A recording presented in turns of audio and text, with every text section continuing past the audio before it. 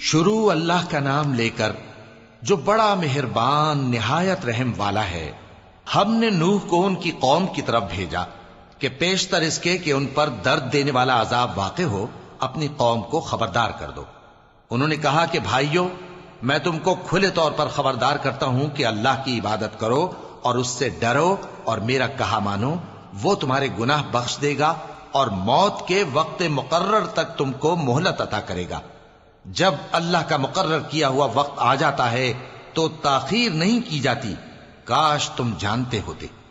جب لوگوں نے نہ مانا تو نوح نے اللہ سے عرض کی کہ پروردگار، میں اپنی قوم کو رات دن بلاتا رہا لیکن میرے بلانے سے وہ اور زیادہ گریز کرتے رہے۔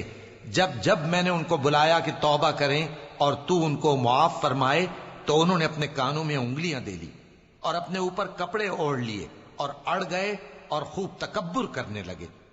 پھر میں ان کو بلند آواز سے بھی بلاتا رہا، پھر علانیہ بھی اور رازداری سے بھی سمجھاتا رہا۔ پھر میں نے کہا کہ اپنے پروردگار سے معافی مانگو کہ وہ بڑا معاف کرنے والا ہے، وہ تم پر آسمان سے موسلا دھار میں برسائے گا اور تمہارے مال اور بیٹوں میں اضافہ کرے گا اور تمہیں باغ عطا کرے گا اور ان میں تمہارے لیے نہریں بہا دے گا۔ تم کو کیا ہوا ہے کہ تم اللہ کی عظمت کا اعتقاد نہیں رکھتے، حالانکہ اس نے تم کو طرح طرح کی حالتوں میں پیدا کیا ہے؟ کیا تم نے نہیں دیکھا کہ اللہ نے 7 آسمان کیسے اوپر تلے بنائے ہیں اور چاند کو ان میں روشن بنایا ہے اور سورج کو چراغ بنا دیا ہے؟ اور اللہ ہی نے تم کو زمین سے ایک خاص طرح سے پیدا کیا ہے، پھر اسی میں تمہیں وہ لوٹا دے گا اور اسی سے تم کو نکال کھڑا کرے گا۔ اور اللہ ہی نے زمین کو تمہارے لیے فرش بنایا تاکہ اس کے بڑے بڑے کشادہ رستوں میں چلو پھرو۔ آخر میں نوح نے عرض کی کہ میرے پروردگار، یہ لوگ میرے کہنے پر نہیں چلے اور ایسوں کے تابع ہوئے ہیں جن کو ان کے مال اور اولاد نے نقصان کے سوا کچھ فائدہ نہ دیا، اور وہ بڑی بڑی چالیں چلے اور کہنے لگے کہ اپنے معبودوں کو ہرگز نہ چھوڑنا، اور ود اور سوا اور یغوث اور یعوق اور نصر کو کبھی نہ چھوڑنا۔ اور اے پروردگار، انہوں نے بہت لوگوں کو گمراہ کر دیا ہے اور تو ان ظالموں کو اور زیادہ گمراہ کر دے۔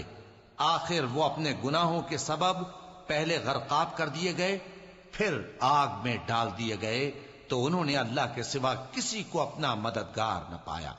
اور پھر نوح نے یہ دعا کی کہ میرے پروردگار، ان کافروں میں سے کسی کو زمین پر بستہ نہ رہنے دے، اگر تو ان کو رہنے دے گا تو یہ تیرے بندوں کو گمراہ کریں گے، اور ان سے جو اولاد ہوگی وہ بھی بدکار اور ناشکری ہوگی۔